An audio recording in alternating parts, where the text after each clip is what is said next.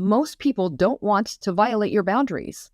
They're unintentionally violating your boundaries, but they can't know what they are unless you tell them. They can't guess what your boundaries are. So you've got to set those things out. You set them out in, terms and conditions in your contracts or engagements. You set them out when you're working with someone.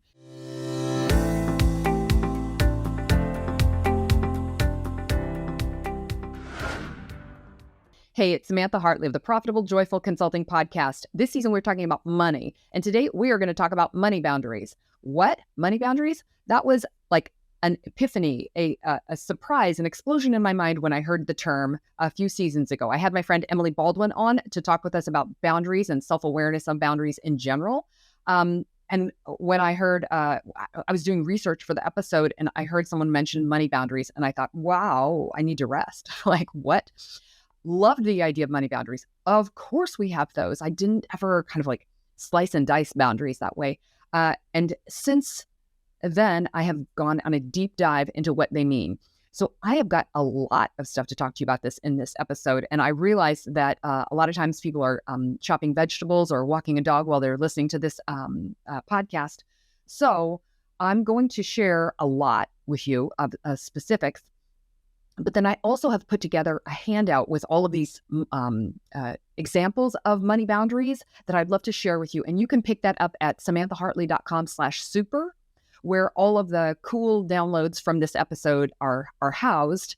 It's a big link tree where you can just find this one. So I encourage you to go there and take a look at that one because there's just there's a lot of cool things that we can do with boundaries and with protecting our boundaries.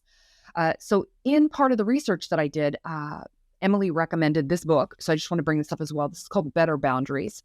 And they mention as an example of boundaries, panhandlers, and that you can have your own rules about giving money to, this is people begging on the street in case it's not obvious, but it used to be the kind of thing that was a problem in New York City or when you went to a really big city. And I was just home visiting Arkansas. And at the entrance and exit to almost every place that you get on the highway, there is a person or a family or a person with a dog there begging for money with a sign. And I would say that it's upsetting. I know that it's more upsetting to be a person who's in a position to have to beg with a sign. It's overwhelming for me. I found it very overwhelming. And the idea that I could set a boundary about who I give to and who I don't give to and in what situations I give was amazing news to me. So I found that really comforting to come up with like, what's your policy going to be about giving to people who are begging on the side of the street, to panhandlers? That's just one example. And I'm going to go through in this episode, like what money boundaries are, how to become more aware of them, how to create money boundaries. And then I'm going to have some homework assignments for you. So as I said, if you're chopping vegetables, this is going to be a great one to raise your awareness and later on come back to and grab the download for this episode. Okay. So let's talk first about something that seems obvious, but to me is nevertheless important, which is why do we need money boundaries? Like, why do I need that little phrase, for example, in my head? Why do I need that delineation? Well, they protect our financial health and well-being, among other things. We can feel like societal pressure to like overspend, to buy stuff we don't need, to have too much house, or to have a car that's like 20 times more expensive than the thing that you need to get around in. There's pressure to loan money to your friends, which I think the rule on that is never, ever, ever, ever, ever, ever, ever do. Money boundaries protect our self-worth and our value. They protect us from overgiving, from devaluing, especially at work. This is a lot of our setting our prices and having boundaries that prevent you from overworking, things that I'm going to talk about more in this episode. They empower us to be intentional and to act in alignment with our values. So like the panhandler that I said, what are my values around in that situation, and what's my true yes and my true no in any given situation. So I think that kind of thing is really super important. An example of acting in alignment with your money values is investing in self-care. Because that's going to be something, the more you take care of yourself as a business owner, the more the business is taken care of. So we really have to be intentional around that one. Otherwise, self-care can seem like something that's like really optional and maybe expensive and like not worth the time. So to me, that empowerment is with these kinds of beliefs and values is a really critical piece of the money boundaries, and something that was kind of like a new idea for me when I was researching this episode.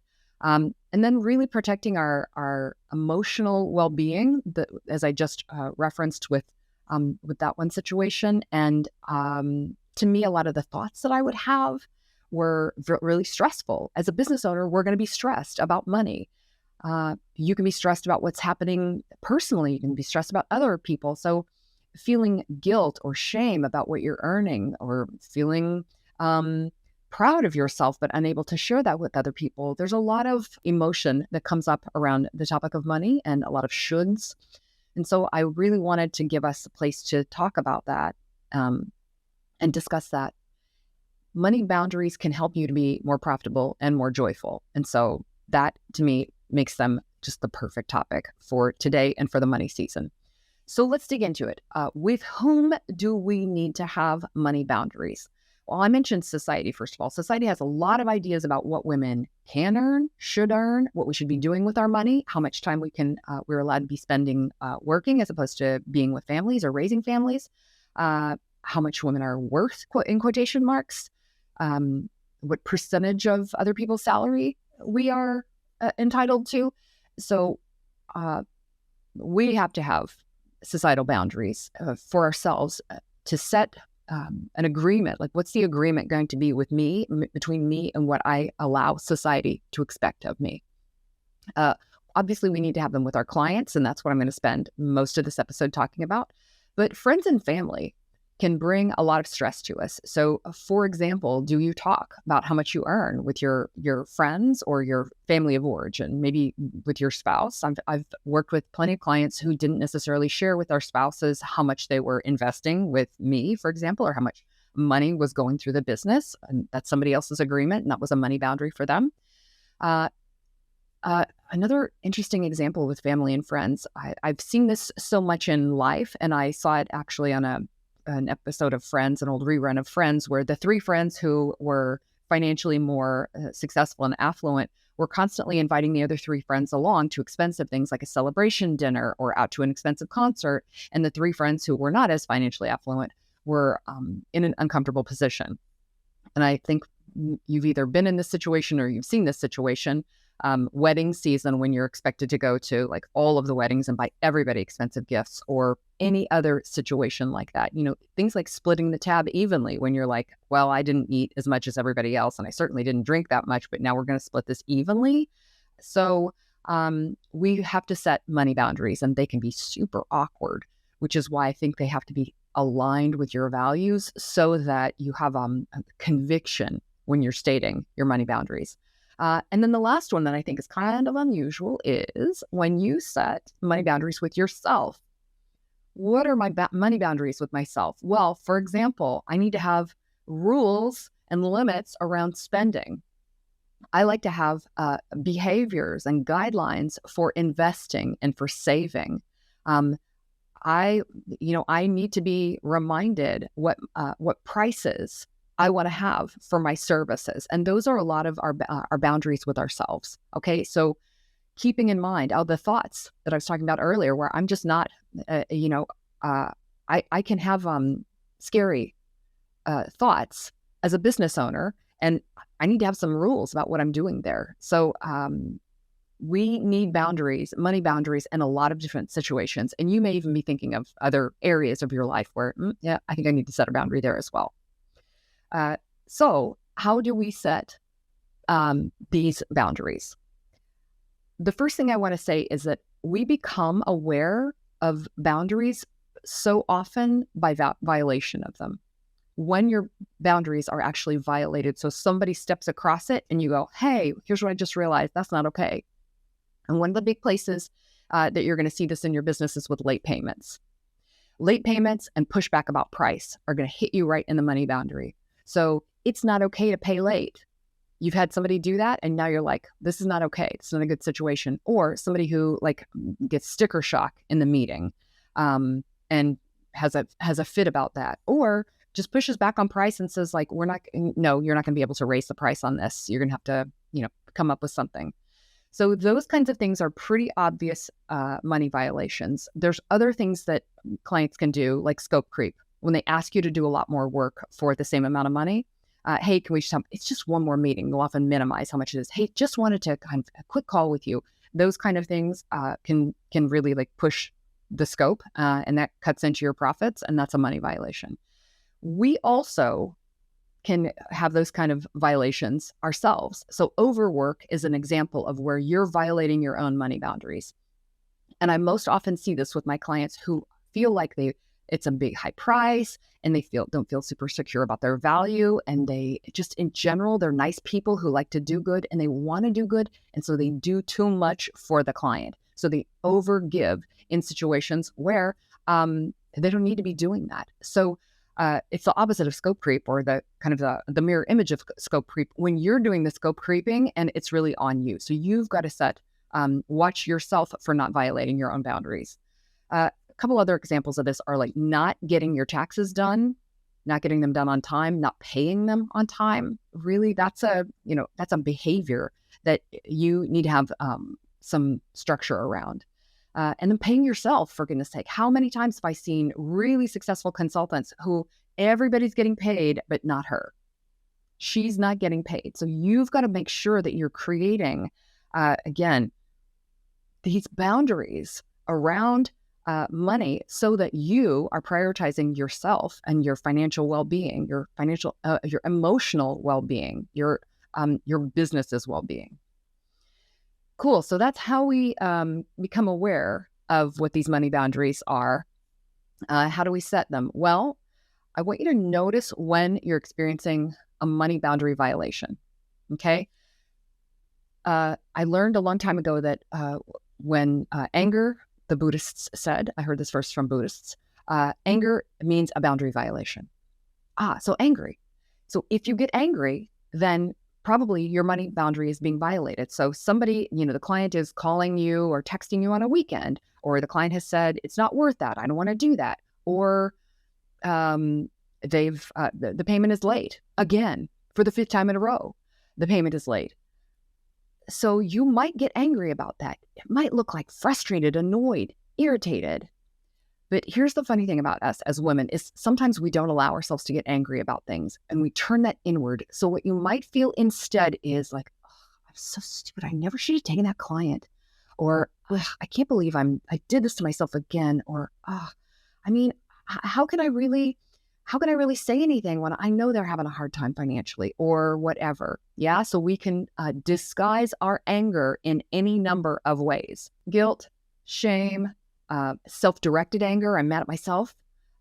Instead of the allowing the irritation that you're feeling with the actual irritant, which is someone violating your boundaries. Now, sometimes, as I said, sometimes we're violating our own boundaries. And so if I'm overworking and overgiving, then I can start to resent the client or the situation. Or I've met clients before who really hated their business, hated this client, were just resentful about the whole situation. And it wasn't because they really did actually hate the individual person, the business, the work. It was because they were so underpaid and overgiving that money boundary violation was causing everything to turn terrible and seem terrible.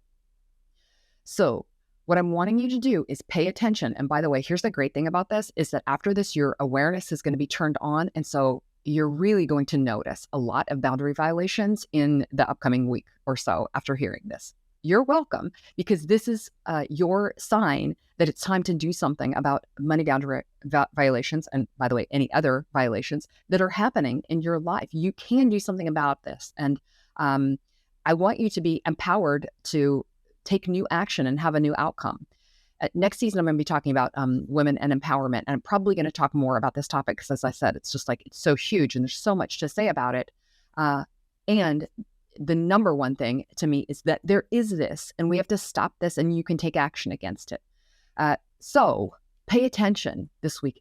Are you avoiding? Are you not looking forward to meeting with a client? Are you frustrated or annoyed at anyone, or do you just feel kind of like, just like a sadness or exhaustion about your business? Those are all signs that you may be experiencing boundary violations in your business, specifically money ones. So your action is to notice. That's the first thing. And the second thing that we're going to do from here is I like to think of boundaries as, I like to state them as rules. So when I set a boundary, sometimes I make rules for myself, and I've done this with several of my clients. So I have one client who said, like, the best of the things that we did that helped her to add hundreds of thousands of dollars to her business. In the first year, one of her 3 favorite things was that we made rules. We made rules about how she works. So you can put in place rules for yourself. And sometimes we need this. Like, the thing is that my favorite word is yes. I love to say yes. And I love to kind of like not have to think about things too much.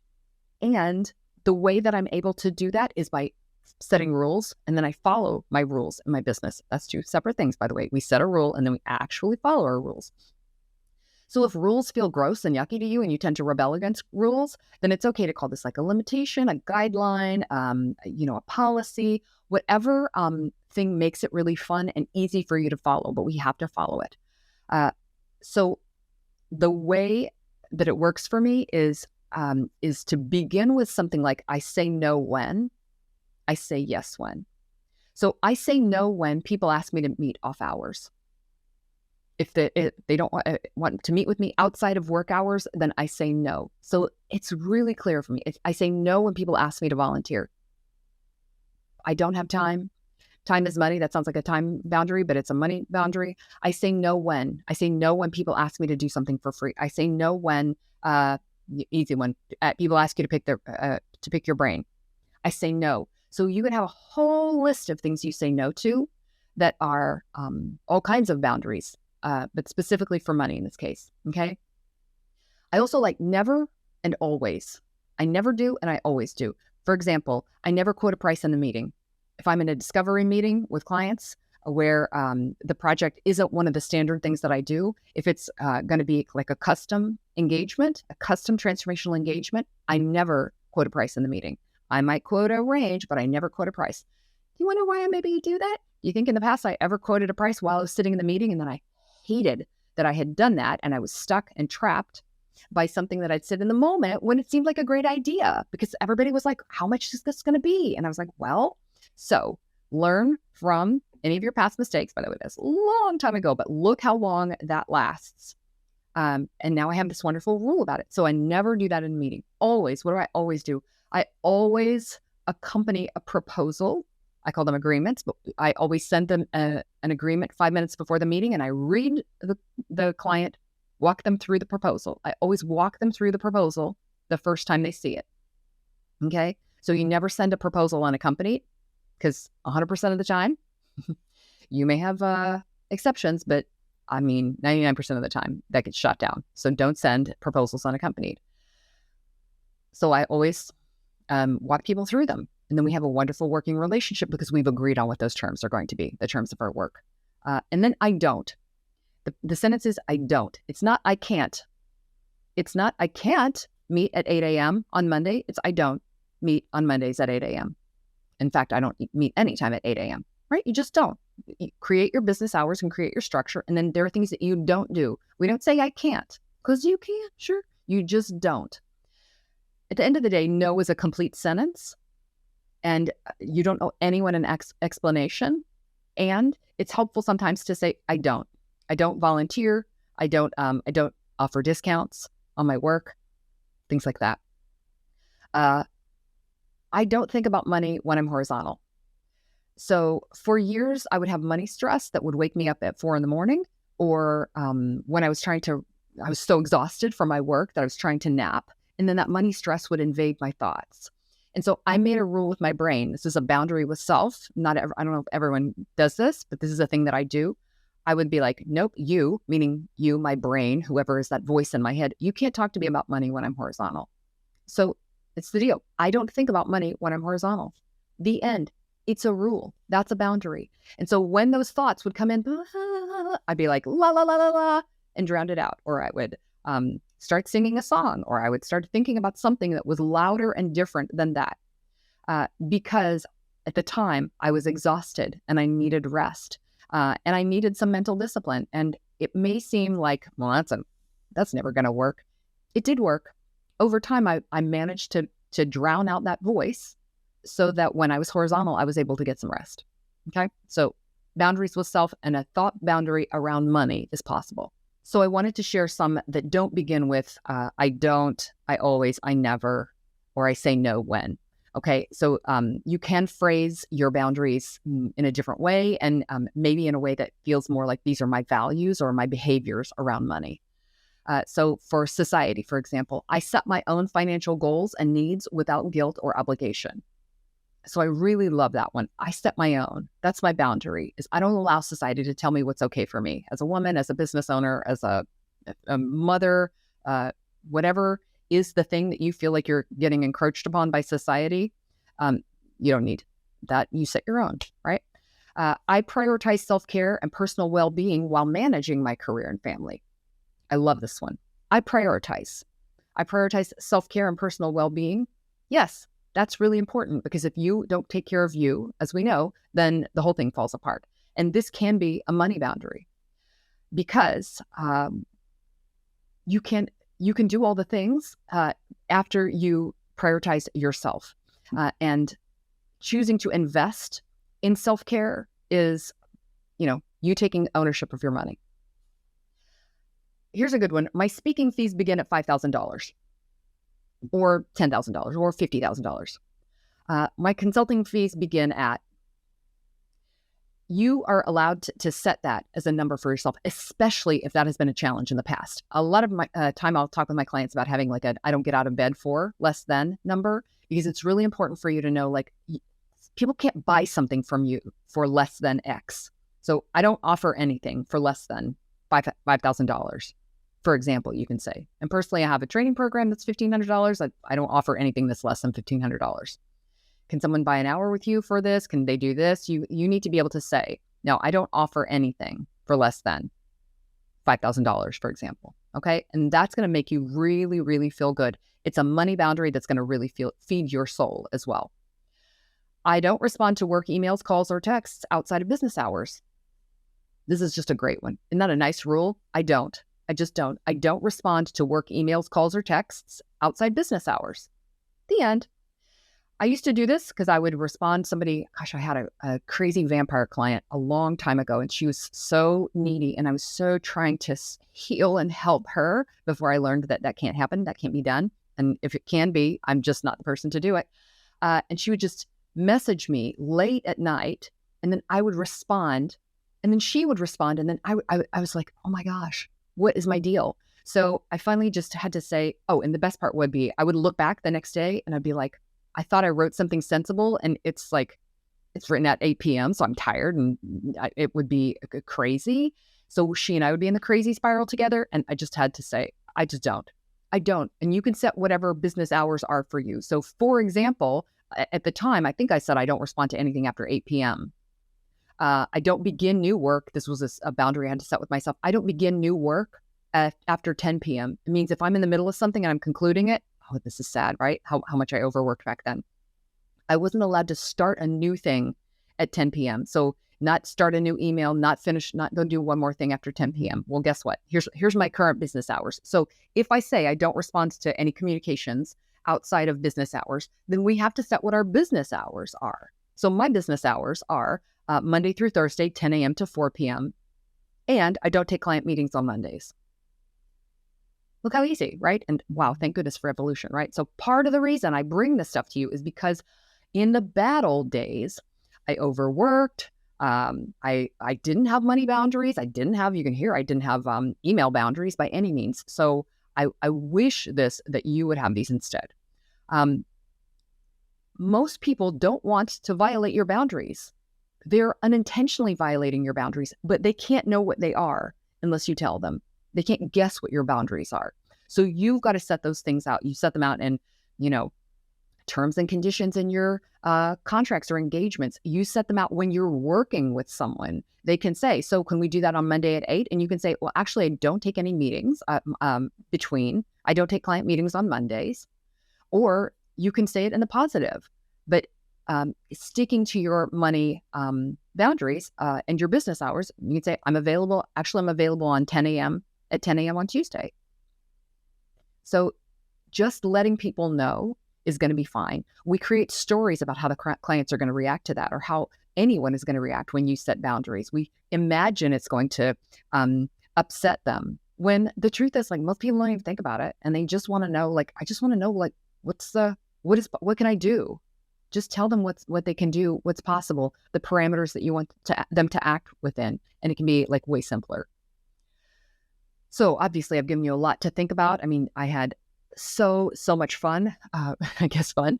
I had so much enlightenment researching this topic and this episode for you, and I've got a lot more to say about it. So what I would love to hear from you is, would you message me on any of the socials and let me know what you thought about this episode, what stands out to you, which are the money boundaries that you're working on, or struggling with, or you feel that you rock at.